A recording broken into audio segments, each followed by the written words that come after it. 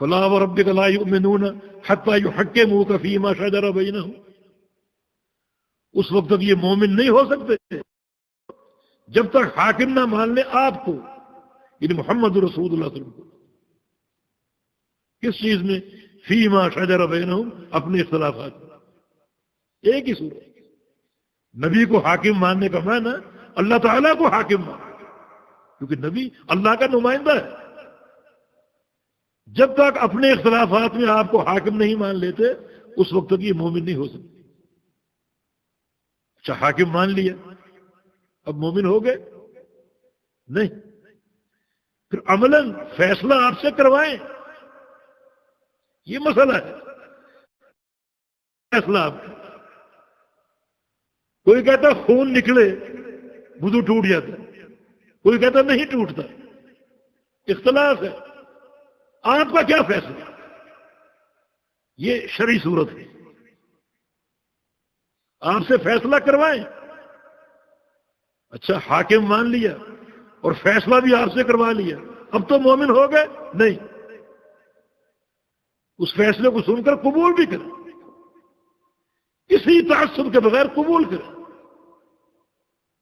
چلے حاکم بھی مان لیا، فیصلہ بھی کروا لیا اور قبول بھی کر لیا، اب تو مومن ہو گئے؟ نہیں۔ ثم لا یجدوا فی انفسہم حرجا مما قضیت، اس فیصلے کو سن کر اپنے دل میں ذرہ برابر کھٹک بھی محسوس نہ کریں، تنگی بھی محسوس نہ کریں۔ اللہ تعالیٰ کا حکم ہونا، وَيُسَلِّمُوا تسلیما، اور اس کو قبول کریں دل کی گہرائیوں سے۔ آپ کو حاکم مانے، فیصلہ آپ سے کروائیں، اس کو قبول کریں، اور ایسا قبول کریں کہ دل میں کوئی خلجان نہ ہو، کوئی تنگی نہ ہو، کوئی شک نہ ہو، پورے شرع صدر سے قبول کر لیں۔ یہ اختلافات کا حل ہے جو شریعت نے پیش کیا۔ وَمَا اخْتَلَفْتُمْ فِيهِ مِنْ شَيْءٍ فَحُكْمُهُ إِلَى اللَّهِ، تمہارا کسی چیز میں اختلاف ہو جائے اس کا حکم اللہ کے پاس ہے، فیصلہ اللہ کرے گا۔ وَإِن تَنَازَعْتُمْ فِي شَيْءٍ فَرُدُّوهُ إِلَى اللَّهِ وَالرَّسُولِ،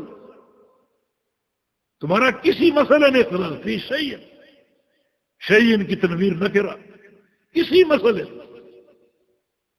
اس کو لوٹا دو اللہ اور اس کے رسول کی طرف۔ اور نبی علیہ السلام کی حدیث، جب آپ نے خطبہ ارشاد فرمایا اور سارے صحابہ سن کر رو پڑے، رونگٹے کھڑے ہو گئے، فقال قائل کأنها موعظة مودع، کسی شخص نے یہ کہہ ڈالا کہ لگتا ہے آپ کی آخری نصیحت ہے، لگتا ہے آپ کا آخری وقت آ گیا، اتنی بلاغت، اتنا مؤثر خطبہ، فماذا تعهد الینا، ہمیں آپ کیا وصیت فرمائیں گے؟ اگر یہ تصور کر لیں کہ آپ کا آخری وقت آ گیا تو اس مناسبت سے آپ کی کیا وصیت ہوگی؟ تو رسول اللہ صلی اللہ علیہ وسلم نے 4 باتیں ارشاد فرمائیں۔ اوصیکم بتقوی اللہ، پہلی وصیت اللہ کے تقوی کی، اللہ کے خوف کی، اللہ کی خشیت سے اپنے ظاہر کو، باطن کو، دل کو معمور کر لو، بھر لو۔ التقوی ہاں ہونا، کیونکہ تقوی یہاں، تقوی زبانی دعوے کا متقاضی نہیں ہے، بلکہ تقوی انسان کے دل میں ہوتا ہے۔ وَالسَّمْعِ وَالطَّاعَةِ وَلَوْ أُمِّرَ عَلَيْكُمْ عَبْدٌ حَبَشِيٌّ مُجَدَّعٌ، اور تمہارا حاکم جو بھی ہو، حبشہ کا غلام ہو، اس کا سر منقے جیسا ہو، مگر اس کی بات کو سنو اور اس کی اطاعت کرو۔ انما الطاعۃ فی المعروف، البتہ یہ قانون یاد رکھنا، اطاعت معروف میں، معروف سے کیا مراد؟ وہ امر جس کو شریعت جانتی ہو، جو کتاب و سنت کے مطابق ہو۔ یہ 2 وصیت، اور تیسری کیا ہے؟ وَمَنْ يَعِشْ مِنْكُمْ بَعْدِي فَسَيَرَى اخْتِلَافًا كَثِيرًا فَعَلَيْكُمْ بِسُنَّتِي وَسُنَّةِ الْخُلَفَاءِ الرَّاشِدِينَ الْمَهْدِيِّينَ تَمَسَّكُوا بِهَا وَعُضُّوا عَلَيْهَا بِالنَّوَاجِذِ، کہ میرے بعد تم بڑے اختلافات دیکھو گے، ہر مسئلے میں، عقیدے کے مسائل میں، احکام میں، معاملات میں۔ یعنی یہ قوم کسی خیر کی مستحق ہے جو قوم عقیدے کے معاملے میں اختلاف کرتی ہے، اپنے رب کی ذات و صفات میں مختلف ہے. اختلاف کیا اس کی نحوست؟ جو قوم پروردگار کے بارے میں، اپنے خالق اور مالک کے بارے میں متفق نہیں، کوئی کہتا ہے وہ عرش پہ مستوی ہے، کوئی کہتا ہے ہر جگہ، کوئی کہتا ہے ہر چیز میں. یہ قوم کسی انعام اور اکرام کی مستحق ہے جو اپنے خالق اور مالک کو نہیں پہچانتی؟ فرمایا کہ بڑے اختلافات دیکھو، بڑے اختلافات. پھر کیا کرنا ہے تم نے؟ پھر تم نے کیا کرنا ہے؟ فعلیکم بسنتی، ہر چیز کو چھوڑ دینا، میری سنت کو تھام لینا.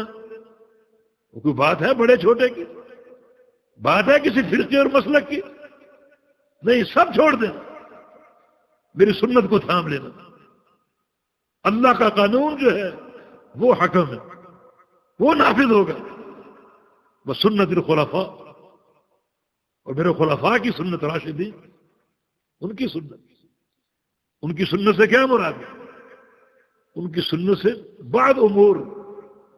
نبی علیہ السلام جب دنیا سے گئے تو مدینہ میں آپ کا اقتدار تھا، چھوٹی سی بستی تھی. خلفاء کے دور میں وسعت ہوئی، مملکت پھیل گئی. پھر کچھ نظام بنائے، کچھ سیاسی نظام، حکومت کی تسییر کے نظام، کوئی مناسب مقرر کیے، وظائف مقرر کیے. ان امور میں خلفاء کی سنت تمہارے سامنے. خلفاء جو بھی طور طریقے بنائے ان کا مستند اللہ کا قانون ہے، اللہ کی شریعت سے ماخوذ ہے. تمہاری آسانی کے لیے خلفاء کے طریقے، ان کی سنت کو دیکھنا، تو پکڑ لو میری سنت کو. تمسکوا بہا وعضوا علیہا بالنواجذ، مضبوطی سے تھام لو، بلکہ میری سنت کو اپنی داڑھوں میں دبا لو. داڑھوں میں، ہاتھوں کی گرفت کی بنسبت داڑھوں کی گرفت زیادہ مضبوط ہوتی. یہ اختلافات دیکھو گے ہر مسئلے میں. کوئی مسئلہ ایسا نہیں جس میں اتفاق ہو. صرف ایک مسئلے میں اتفاق ہے، اور وہ یہ ہے کہ ہم نے اتفاق نہیں کرنا، اختلاف ہی کرنا. اس میں سب متفق. تو اس میں خاص طور پہ اختلافات میں متخاصمین میں، فریقین میں، دو مسلک ہوں، دو اشخاص ہوں، دو علماء ہوں، دو افراد ہوں، یہ سب اللہ کی مخلوق ہیں، اور مخلوق پر فیصلہ اس کے خالق کا نافذ ہوگا، اللہ کا امر نافذ ہوگا. بس یہ اس باب کا تقاضا. ایک حاکم نظام وضع کرے، اللہ تعالیٰ کا نظام. ایک قاضی اپنی عدالت میں نظام قائم کرے، اللہ کا قانون. ایک فقیہ مختلف مسائل میں نظام وضع کرے، اللہ کا قانون. اس کے ماں سوا نظام ہوگا وہ اللہ کے نظام کے مقابلے میں طاغوت ہوگا. ضروری ہے کہ اللہ کو حکم مانا جائے. افغیر اللہ ابتغی حکما، اللہ میں کسی کو حکم مانوں، یہ کیسے ممکن ہو سکتا ہے؟ اللہ حکم، اللہ فیصلہ کرنے والا. ان الحکم الا للہ، صرف اسی کا قانون اور اسی کا فیصلہ نافذ ہوتا ہے. جی. عن عبد الله بن عمرو رضي الله عنهما أن رسول الله صلى الله عليه وسلم قال: لا يؤمن أحدكم حتى يكون هواه تبعا لما جئت به. یہ عبداللہ بن عمرو بن عاص رضی اللہ عنہما کی روایت ہے. فرماتے ہیں کہ رسول اللہ صلی اللہ علیہ وسلم نے ارشاد فرمایا: لا يؤمن احدكم حتى يكون هواه تبعا لما جئت به، کہ تم میں سے کوئی شخص اس وقت تک مومن نہیں ہو سکتا جب تک اس کی خواہش، ہر طرح کی خواہش، میری لائی ہوئی شریعت کے تابع نہ ہو جائے. اپنی تمام خواہشات کو میری شریعت کے تابع نہ کر دو. تمام خواہشات، ان خواہشات کا تعلق عمل سے ہو، کردار سے ہو، لباس سے ہو، بذاقتہ سے ہو، شکل و صورت سے ہو، جب تک اپنی تمام خواہشات کو میری شریعت کے تابع نہ کر دو اس وقت تک تم مومن نہیں ہو سکتے، یعنی مومن کامل نہیں ہو سکتے. تو یہاں بھی اس حدیث میں بھی امام نووی فرماتے ہیں کہ ہم نے اس کتاب الحجہ میں روایت کیا صحیح سند کے ساتھ، اس حدیث میں بھی کیا اشارہ ہے کہ اپنی تمام خواہشات کو بلکہ پوری زندگی کو رسول اللہ صلی اللہ علیہ وسلم کی شریعت کے سانچے میں ڈھال لو، رسول اللہ صلی اللہ علیہ وسلم کی شریعت کے سانچے میں ڈھال لو، یہ تمہارے لیے بہتری، ورنہ ایسا خسارہ جس کی تم تاب نہیں لا سکتے۔ وَأَمَّا مَنْ خَافَ مَقَامَ رَبِّهِ وَنَهَى النَّفْسَ عَنِ الْهَوَىٰ فَإِنَّ الْجَنَّةَ هِيَ الْمَأْوَىٰ، جو شخص مقام رب سے ڈر جاتا ہے، مقام رب سے، جس کے دل میں مقام رب کا خوف آ جائے۔ مقام رب کیا ہے؟ کہ وہ خالق ہے، وہ مالک ہے، وہ رازق ہے، اس کے امر سے ہم پیدا ہوئے، اس کے امر سے مر جائیں گے، اسی کی طرف لوٹیں گے، یہ سب میرے رب کا مقام ہے۔ قیامت قائم ہوگی، اس کو حساب و کتاب دینا ہے۔ جس شخص کے دل میں یہ خوف آ جائے، اس خوف کا ثبوت کیا ہے؟ اس خوف کی علامت کیا ہے؟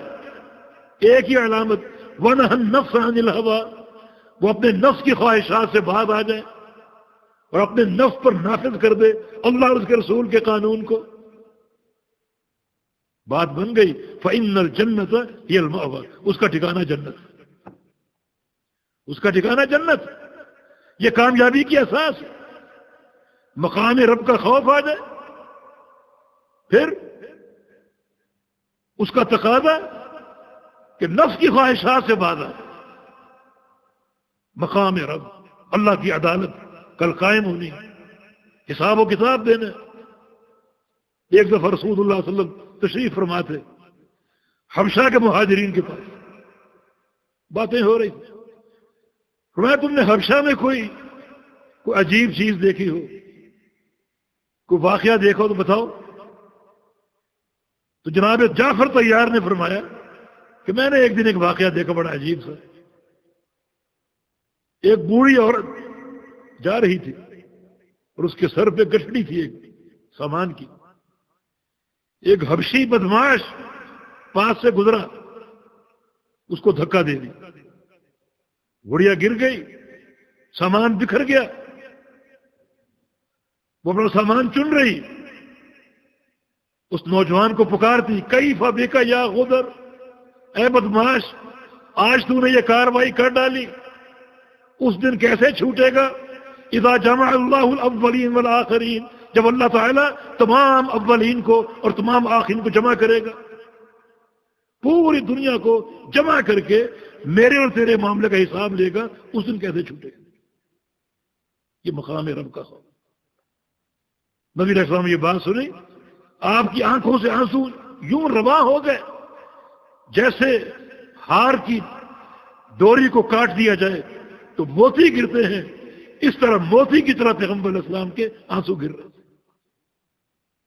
مقام رب کا ذکر کہ اللہ تعالیٰ اس کی عدالت قائم ہوگی تمام اولین و آخرین کے ساتھ، پوری دنیا دیکھے گی، سنے گی ایک ایک بندے کے حساب کی۔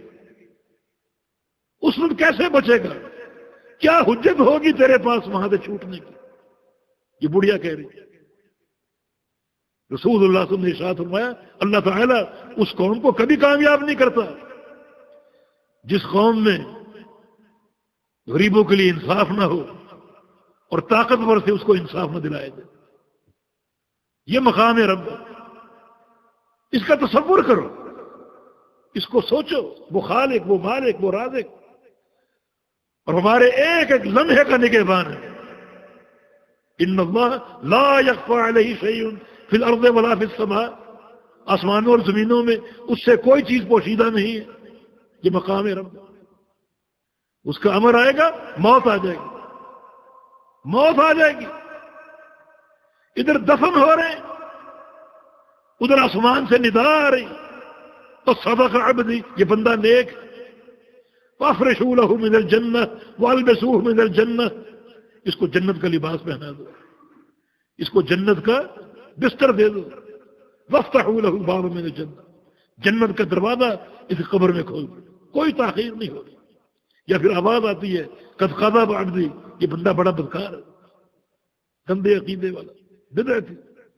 فافرشوا له من النار، جہنم کا بستر مہیا کر دو. والبسوه من النار، جہنم کا لباس پہنا دو.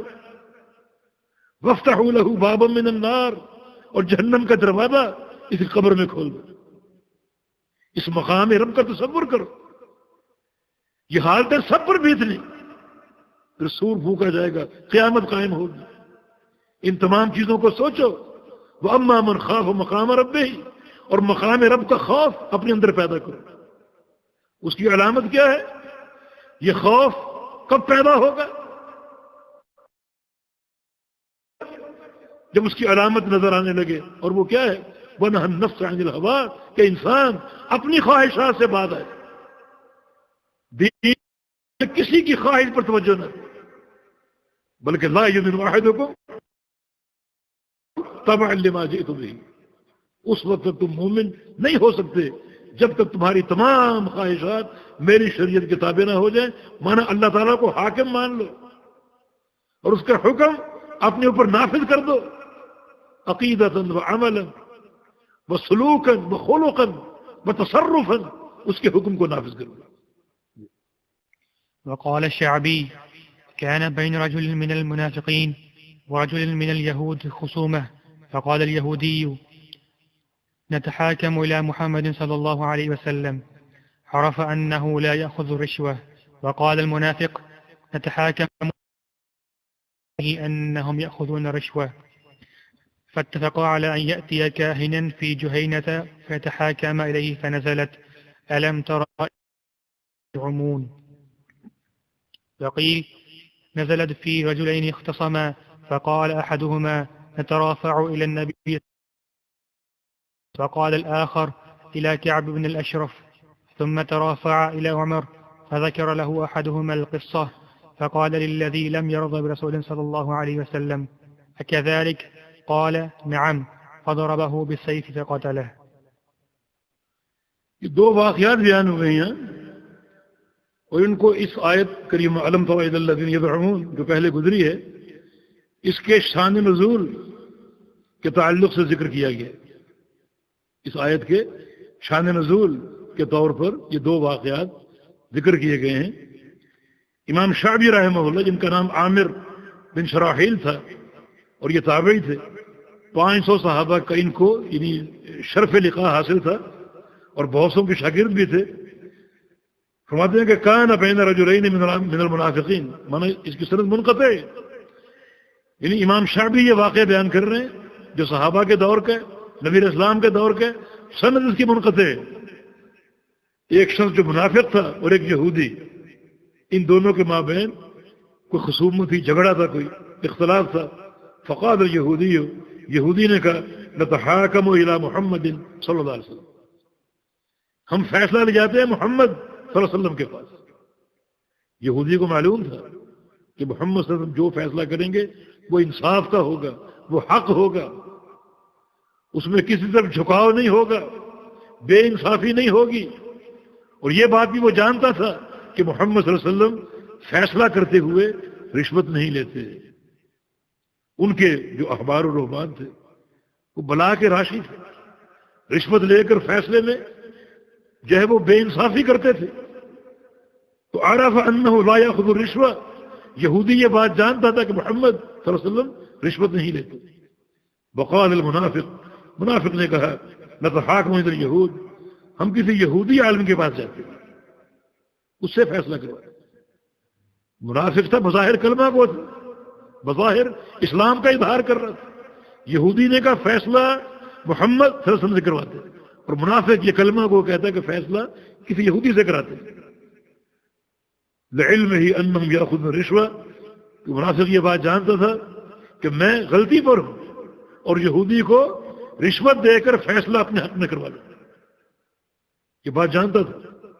فاتفقا ان یأتی کاہنا فی جہینہ، دونوں اس بات متفق ہوئے کہ بنو جہینہ قبیلے میں ایک کاہن ہے، اس کے پاس چلتے ہیں، یتحاکما الیہ، اس سے فیصلہ کرواتے ہیں.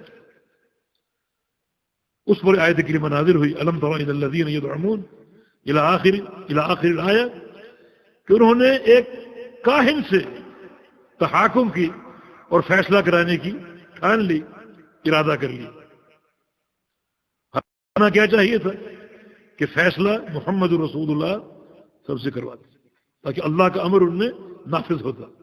دوسرا واقعہ، یہ آیت نازل ہوئی دو افراد کے بارے میں اختصما، جن میں کوئی خصومت تھی اور اختلاف تھا۔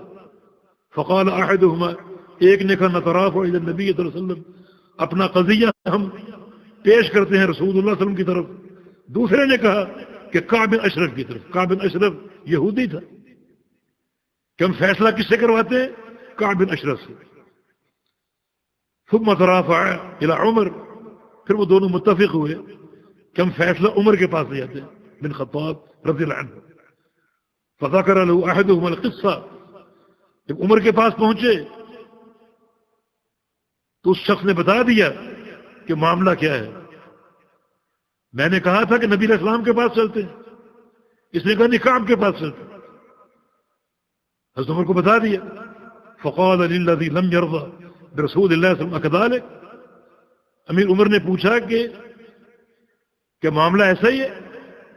اس شخص سے پوچھا جس نے کہا تھا کہ نبی علیہ السلام سے فیصلہ نہیں کرواتے بلکہ کعب سے کروا لیتے، ایسا ہی معاملہ ہے؟ اس نے کہا کہ جی ہاں۔ فضربه بالسيف فقتله، امیر عمر نے تلوار سے اس کو قتل کر دیا۔ اس پر آیت کریمہ نازل ہوئی الم تر الی الذین یزعمون۔ یہ دونوں واقعات جو ہیں ان کی سند میں کلام ہے۔ شیخ ابن باز فرماتے ہیں فی القصتین نظر، دونوں واقعات میں تأمل ہے، نظر ہے، سند ان کی صحیح نہیں ہے۔ ولکن المعنی صحیح، لیکن معنی صحیح۔ تو اس معنی کا تقاضا کیا ہوا کہ کسی رائی، کسی حاکم کے دور میں اگر کوئی شخص شریعت سے فیصلہ کرانے سے اعراض کرے اور کسی دستور وضعی سے یا کسی غیر اللہ سے فیصلہ کرانے کی کوشش کرے تو حاکم وقت اس کی تعظیم کرے گا، حتیٰ کہ اگر وہ نصیحت قبول نہیں کرتا تو ایسے انسان کو قتل کرنے کا اختیار ہے اسے۔ معنی صحیح کہ ایسے انسان کو قتل کر دیا جائے جو اللہ کی طرف تحکیم نہیں کرتا اور غیر اللہ سے فیصلہ کرانے کی کوشش کرتا ہے۔